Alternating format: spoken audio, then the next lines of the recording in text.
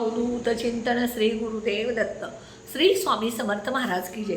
स्वामी दत्त सेवा या चॅनलवर तुम्हा सर्वांचे खूप खूप स्वागत। तुम्हा सर्वांचे आरोग्य उत्तमाचे राहू दे, राहिलेले आयुष्य आरोग्यदायी जाऊ दे, तुम्हा सगळ्यांना दीर्घायुष्य मिळू दे अशी मी स्वामीचरणी प्रार्थना करते। माझ्या व्हिडिओला सुरुवात करते।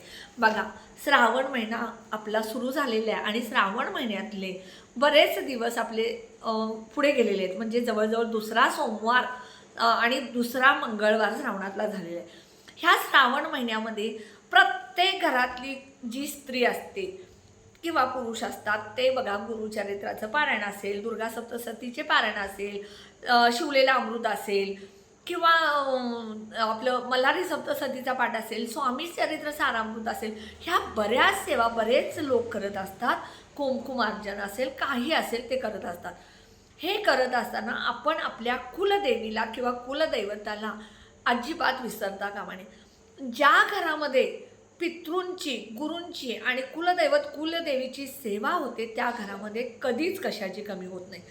सगळ्यात पहिल्यांदा पितृंची सेवा करा। पितृंना प्रसन्न केला तर तुम्हाला कुठली अडचण येणार नाही। कारण तुम्ही कुठल्याही म्हणजे बघा, आपले आई वडील सोडायचे आणि आपल्या बाकीच्या पै पाहुण्यांचा आहेर माहेर करायचा, पै पाहुण्यांना जेवण घालायचं, पै पाहुण्यांची चांगलं वागायचं आणि आपल्या आई वडिलांना व्यवस्थित बघायचं नाही, सांभाळायचं नाही। त्यावेळेला आपल्या आई वडिलांना जो काही त्रास होतो, त्यांचा आत्मा तळमळतो, त्याचा त्रास, त्यांचा शाप आपल्याला लागत असतो। तसंच आपण आपली कुलदेवी म्हणजे आई आणि कुलदैवत म्हणजे वडील, हे कुलदैवत आणि कुलदेवीची सेवा सोडून जर तुम्ही इतर देवांची सेवा करायला गेला तर तुम्हाला त्याचं फळ कमी मिळेल। फळ मिळेल पण कमी। पण ज्या घरामध्ये पितृंची सेवा, गुरूंची सेवा आणि कुलदैवत कुलदेवीची सेवा झालीच पाहिजे। ज्या घरात सेवा ह्या होत नाही त्या घरामध्ये बघा, कर्जबाजारीपणा होणं, मुलांच्या शिक्षणात अडथळे, मुलं आजारी पडणे, मुलांच्या विवाहात अडथळे, मुलांच्या संतान प्राप्तीत अडथळे, मुलं व्यसनाधीन होणे, घरात हट्टीपणा, घरात भांडणं, लक्ष्मी प्राप्ती न होणं, आलेला पैसा न टिकणे, तुम्ही नोकरी करत असाल, व्यवसाय करत असाल, त्यामध्ये अडचणी, नवरा बायकोमध्ये खूप वाद, ह्या गोष्टी घडत असतात। म्हणून मी सगळ्यांना सांगते, सगळ्यात पहिल्यांदा पितृंना तृप्त करण्यासाठी पितृंच्या सेवा करा। मग पितृंच्या सेवा कोणत्या करायच्या ह्या तुम्हाला मी बऱ्याच व्हिडिओमध्ये सांगितलेलं आहे। 43 दिवस तुम्ही प्रत्येक अमावस्याला 43 दिवस दही भात ठेवा घराच्या बाहेर काळे तीळ टाकून। पितृस्तवन, पितृस्तोत्र दररोज सकाळी उठल्या आंघोळ केल्यानंतर सगळ्यात पहिल्यांदा दक्षिण दिशेला तोंड करून बसणे, आसन वेगळं घेणे आणि पितृस्तोत्र किंवा पितृस्तवन वाचणे। त्यानंतर दुसरी गोष्ट, गुरूंना म्हणजे तुम्ही स्वामी समर्थ महाराज असतील, दत्त महाराज असतील, गजानन महाराज असतील, शिर्डीचे साईबाबा, ज्या काय गुरूंना मानतात त्या गुरूंची सुद्धा तुम्हाला सेवा केली पाहिजे। त्याच पद्धतीनं तुम्हाला तुमच्या कुलदैवत कुलदेवीची, कुठलाही तुमचा कुलदैवत असेल, खंडोबा असेल, पालीचा, जेजुरीचा, मंगसुळीचा, दर्गोबा असेल, तुमचा जो सिद्धनाथ असेल, जे काही कुलदैवत असतील त्यांची सेवा म्हणजे वर्षातून त्यांच्या मूळ स्थानी जाणे, त्यांचा आहेर, त्यांचं जे काय आहे नैवेद्य ते काय ते करायचं। कुलदेवी तुमची असेल, रेणुका माता असेल माहूरची, सप्तशृंगी असेल, तुळजापूरची तुळजाभवानी असेल, कोल्हापूरची अंबाबाई असेल, महालक्ष्मी असेल, त्यांचा वर्षातून 11 अलंकार असेल किंवा साडी चोळी जे काय असेल त्याप्रमाणे तुम्ही त्यांचा आहेर, पुरणपोळीचा नैवेद्य जे काय असेल ते करायचं। त्यामुळं आणि दररोज कुलदेवीची ज्या घरामध्ये सेवा होते त्या घरामध्ये तर कधीच कशाची कमी पडत नाही। मग दररोज कोणती सेवा, तर तुम्ही दररोज कुलदेवीला अभिषेक घालणं। मग दररोज शक्य नाही, अमावस्या, पौर्णिमा, मंगळवार, शुक्रवार तुमच्या कुलदेवीच्या टाकावरती पंचामृत असेल किंवा कच्चं दूध असेल किंवा पाणी असेल, ओम ऐं ह्रीं क्लीं चामुंडाय विच्चे नमो नमःचा मंत्र म्हणत जरी अभिषेक घातला 108 मणी तरी चालेल, एक माळ म्हणत घालायचं।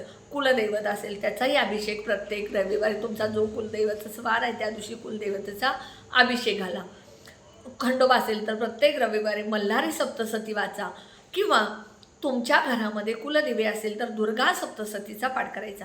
आता बघा, तुम्हाला सांगते अतिशय महत्त्वाचा दिवस म्हणजे पौर्णिमा। आता 27 तारखेला सकाळी नारळी पौर्णिमा 9:08 सुरू होते आणि 28 तारखेला शुक्रवारी पौर्णिमा सकाळी 9:47 संपते. म्हणजे सूर्यानं बघितलेल्या पौर्णिमा ह्या दोन्ही म्हणजे गुरुवारी संपूर्ण दिवस आणि शुक्रवारी सकाळी.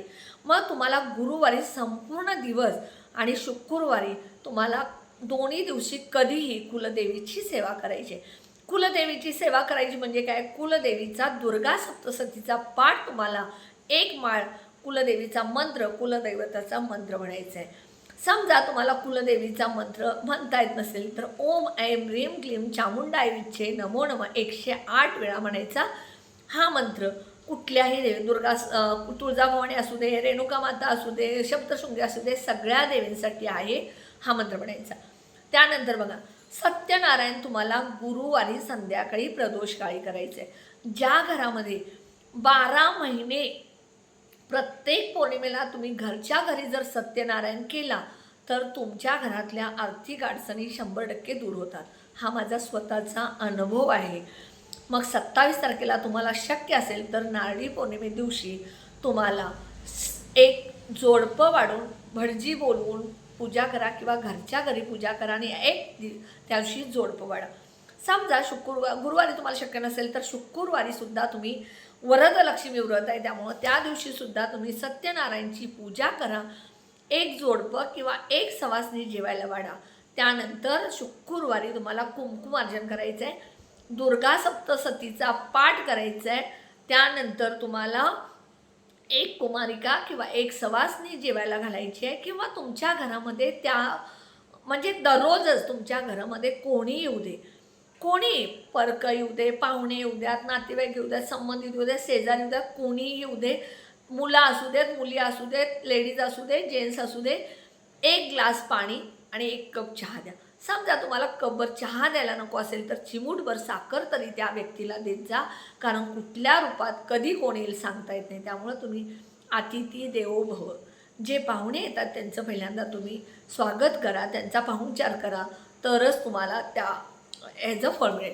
त्यानंतर बघा, समजा तुम्हाला त्या दिवशी दुर्गा सप्तशतीचा पाठ करणं शक्य नसेल तर त्या दिवशी 11 वेळा सिद्धपुंजिका स्तोत्र वाचायचं आहे. तुम्ही दररोज जर दररोज दुर्गा सप्तशतीचा पाठ एक अध्याय वाचला तरी चालेल संपूर्ण श्रावण महिना, किंवा दररोज कंटिन्यू जर हे चालू ठेवला, दुर्गा सप्तशतीला पहिला अध्याय एक, दुसऱ्या दिवशी दुसरा अध्याय, तिसऱ्या दिवशी तिसरा अध्याय, असं जरी केला, संकल्प न करता केला तरी चालेल. संकल्प करून केला तर तुम्हाला फक्त परान्न खायचं नाही, मांसाहार खायचं नाही आणि ब्रह्मचर्य पाळायचे. ह्या 3 गोष्टी कराव्या लागतात. त्यामुळे शक्यतो ज्या दिवशी तुम्ही संकल्प करताय त्या दिवशी संपूर्ण दुर्गा सप्तशतीचा पाठ करूनच उठायचं. फक्त 1 तास लागतं. आता बघा, सिद्धपुंजिका स्तोत्र, ज्या घरात ज्या स्त्रीला खरंच दुर्गा सप्तशतीचा पाठ करणं शक्य नाही त्या स्त्रीनं दररोज एकदा तरी सिद्धपुंजिका स्तोत्र वाचायचं. सिद्धपुंजिका स्तोत्र वाचलं तर संपूर्ण दुर्गा सप्तशतीचा पाठ केल्याचं पुण्य मिळतं. मग तुम्ही म्हणाल चला आपण उद्यापासून दुर्गा सप्तशतीचा पाठ करायचा नाही, फक्त सिद्धपुंजिका स्तोत्र नाही. मी सांगते, ज्याला शक्य नाही शक्य आहे त्यांनी नक्कीच दुर्गा सप्तशतीचा पाठ करा. त्यानंतर बघा, लवंगाची माळ तुळजाभवानीला 108 लवंगा लाल दोऱ्यामध्ये तुम्हाला ओवायचे आहेत आणि ओवायच्या म्हणजे बांधायच्या गाठी त्याला, आणि ही 108 लवंगाची माळ तुम्ही तुळजाभवानीच्या गळ्यामध्ये घालायची. त्यानंतर बघा, कुलदेवीची ओटी भरायची.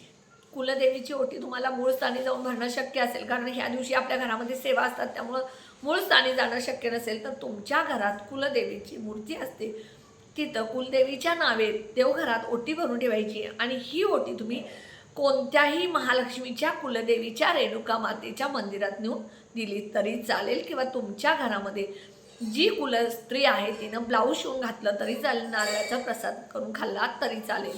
त्यानंतर बघा, घरामध्ये एखादी स्त्री आली तर तिची ओटी भरा, एखादं ब्लाऊज पीस, नारळ वगैरे ओटी भरा, किंवा त्या स्त्रीला खीर किंवा जेवण जर तुम्ही दिला तर ह्यासारखं पुण्य कुठलंच नाही. घरामध्ये एखादी सवासणी बोलून तिला जेवण घालून तिची ओटी भरला तर कुलदेवीची ओटी भरल्याचं तुम्हाला पुण्य होईल. फक्त ही ओटी भरत असताना मी माझ्या कुलदेवीची ओटी भरते असं स्मरण करा. त्यानंतर बघा, घरामध्ये कोणी येऊ दे, दूध द्या, साखर द्या, खीर द्या. काय करायचं, तुम्ही त्या दिवशी थोडीशी खीर बनवूनच ठेवायची. मग समजा तुमच्या घरामध्ये दिवसभरात कोण नाही आलं तर संध्याकाळी तीच खीर तुम्ही घरामध्ये खाऊ शकता. म्हणून 1 वाटी 2 वाटी खीर बनवून ठेवायची पौर्णिमेला अमावस्येला. एखादी व्यक्ती आली तर त्याच्या हातावरती 1 चमचा खीर दिली प्रसाद म्हणून तरी चालेल. मखाण्याची खीर अतिशय प्रिय आहे माता लक्ष्मीला, त्यामुळं मखाण्याची खीर तुम्हाला बनवणं शक्य असेल तर ड्रायफ्रूट्स घालून केशर घालून तुम्ही मखाण्याची खीर बनवून जर प्रसाद केला तर अतिशय चांगलं. या दिवशी भगवान श्री हरी विष्णू आणि माता लक्ष्मीची सुद्धा तुम्हाला सेवा करायची आहे, कारण गुरुवार आहे, पौर्णिमा आहे. माता लक्ष्मीला गुरुवार आणि पौर्णिमेला जेवढ्या सेवा माता लक्ष्मीच्या कराल तेवढ्या सेवा तुम्हाला त्याचं पुण्य मिळेल. मग सगळ्यात पहिल्यांदा भगवान विष्णूंची सेवा जर केला तर माता लक्ष्मी आपोआपच तुमच्या घरात येईल. म्हणून त्या दिवशी तुमच्या घरामध्ये विष्णूंची लक्ष्मीची मूर्ती असेल तर अभिषेक घाला, नसेल तर लक्ष्मीची मूर्ती असेल, बाळकृष्णाची मूर्ती असेल, कुलदेवीची मूर्ती असेल त्याच्यावरती अभिषेक घाला. महाराजांना अभिषेक घालायचा. गुरुवार आहे, गुरुवारी पौर्णिमा आलेली आहे, म्हणजे अतिशय प्रभावी आणि महत्त्वाचा दिवस आहे. ह्या दिवशी जर महाराजांची सेवा केला तर अतिशय संपूर्ण सारामृतचं पारायण करा. 14वा अध्यायाचा किंवा 18वा अध्यायाचा संपूर्ण गुरुचरित्राचं पारायणचा संकल्प करून उद्यापासून पौर्णिमेपासून केला तरी चालेल. सत्यनारायण करायला अजिबात विसरू नका. ह्या सेवा तुम्हाला करायच्या आहेत. त्यानंतर बघा, कुलदेवीची सेवा ज्या घरामध्ये होते त्या घरामध्ये तर होतंच, त्याच पद्धतीनं कुलदैवताची सेवा करायची. पौर्णिमेला तुम्ही प्रत्येक पौर्णिमा आणि प्रत्येक अमावस्या दुर्गा सप्तशतीचा पाठ आणि मल्हारी सप्तशतीचा पाठ तुम्ही करून बघा. 5 पौर्णिमा आणि 5 अमावस्या सलग मल्हारी सप्तशतीचा पाठ सकाळी वाचायचा आणि संध्याकाळी दुर्गा सप्तशतीचा पाठ वाचायचा. हे करून बघा, तुमच्या घरामध्ये किती कठीण अडचणी, कर्ज, दुःख, संकट जे काय असेल ते दूर होईल. आता गुरुचरित्राच्या पारायणचं सुद्धा मी संकल्प करून श्रावण महिना संपण्यापूर्वी करणार आहे. तुम्हीही करणार असाल तर शुक्रवारपासून सुरू करा, गुरुवारपासून सुरू करा. आता गुरुवारपासून सुरू करायचं म्हटलं तर तुम्हाला उद्या बुधवारी एखाद्या तुमच्या ग्रामदैवताच्या मंदिरामध्ये किंवा केंद्रामध्ये 1 नारळ, 11 रुपये दक्षिणा, सुपारी आणि वेड्याची पानं 2 ठेवून तिथे सांगून यायचं की मी उद्यापासून गुरुचरित्राचं, माझ्याकडून तुम्ही उद्यापासून गुरुचरित्राचं पारायण निर्विघ्नपणे करून घ्या. कुठल्याही अडचणी, संकट ह्यामध्ये येऊन देऊ नका. हे पारायण माझं निर्विघ्नपणे पार पाडून घ्या असं म्हणायचं आणि तुम्ही घरी यायचं. आदल्या दिवशी कुत्र्याला, 3 कुत्र्यांना आणि गाईला खाऊ घालायचं 1 पोळी आणि दुसऱ्या दिवशीपासून पारायणला सुरू करायचं. हे सुद्धा तुम्ही गुरुचरित्राचं पारायण करून बघा. माझं ह्यावर्षी पारायण झालं नाही. प्रत्येक वेळी माझं झालं नाही म्हणजे महाराजांची इच्छा नाही तोपर्यंत माझं होत नाही, कारण मला माझा हा अनुभव आहे. जोपर्यंत देवांची इच्छा होत नाही तोपर्यंत आपल्याकडून कुठल्याही गोष्टी घडत नाही. त्यामुळं त्यांची इच्छा जर माझ्याकडून पारायण करून घेण्याची असेल तर मी शुक्रवारपासून गुरुचरित्राच्या पारायणला बसणार आहे. माझी एवढी इच्छा स्वामींनी आणि महाराजांनी पूर्ण करून घेऊ दे, एवढी मी विनंती महाराजांच्याकडे. तुम्हीही तसं करा आणि तुमच्या घरातल्या ज्या काय अडचणी, दुःख, संकट आहेत ते दूर करण्यासाठी पौर्णिमेला, अमावस्येला कुलदैवत, कुलदेवीची सेवा करा. कुंकुमार्जन करायला अजिबात विसरू नका. ज्या घरामध्ये स्त्रीयंत्रावरती मंगळवार, शुक्रवार, पौर्णिमा, अमावस्या, दुर्गाष्टमी, कालाष्टमी ह्या दिवशी श्रीयंत्रावरती कुंकुमार्जन होतं त्या घरामध्ये पैशाची कधीच कमी पडत नाही. हे उपाय तुम्ही मी जे सांगितले हे नक्की करून बघा. त्याचा फायदा तुम्हाला झाल्याशिवाय राहणार नाही. 1000% सांगते, खात्रीनं सांगते. तुम्ही हे करा आणि मग मला कमेंट बॉक्समध्ये सांगा, खरंच ताई तुम्ही सांगितलेल्या उपायानं मला फरक पडला.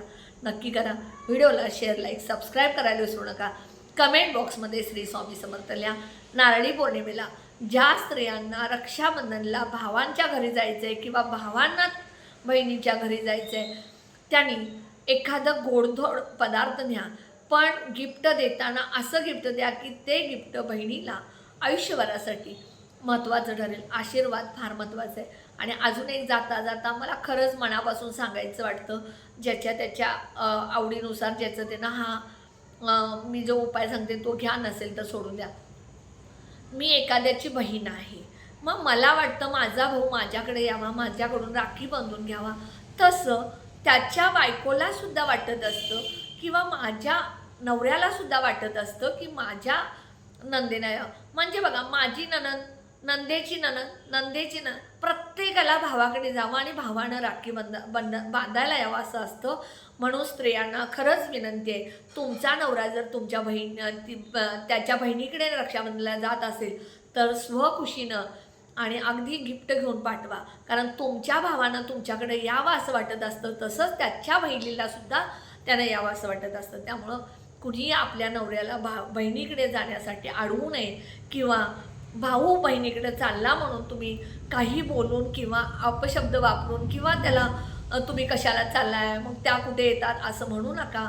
बहीण भावाचं नातं शेवटपर्यंत टिकवून ठेवू दे. कारण सगळ्यांना आपल्याला कधी नाही कधी हे जग सोडून जायचं असतं. मग बहीण भाऊ असू दे, नातं असू दे, हे टिकू दे आणि एकमेकाचं प्रेम एकावरती राहू दे. माहेरी मुलगी ज्या वेळेला येते त्यावेळेला भाऊजं किंवा आपल्या घरातली स्त्री तोंड जे आहे ते वाकडं करणं बऱ्याच घरामध्ये हे बघितलेलं आहे. मी सांगते तर ती स्त्री तोंड वाकडं करणं किंवा नंदेला बोलणं हे करते, पण ती ज्या वेळेला माहेर जाते त्यावेळेला तिचा पाहुणचार तिच्या भाऊजनं करावा असं तिला वाटत असतं. पण हे चुकीचं आहे. आपल्या घरामध्ये आपली नणंद जी येत असते ती आयुष्य काढण्यासाठी येत नसते, तर एक नातं असतं म्हणून येत असते. म्हणून सगळ्यांनी एकमेकाचा पाहुणचार करा, एकमेकाशी प्रेमानं आनंदानं राहा. श्री स्वामी समर्थ.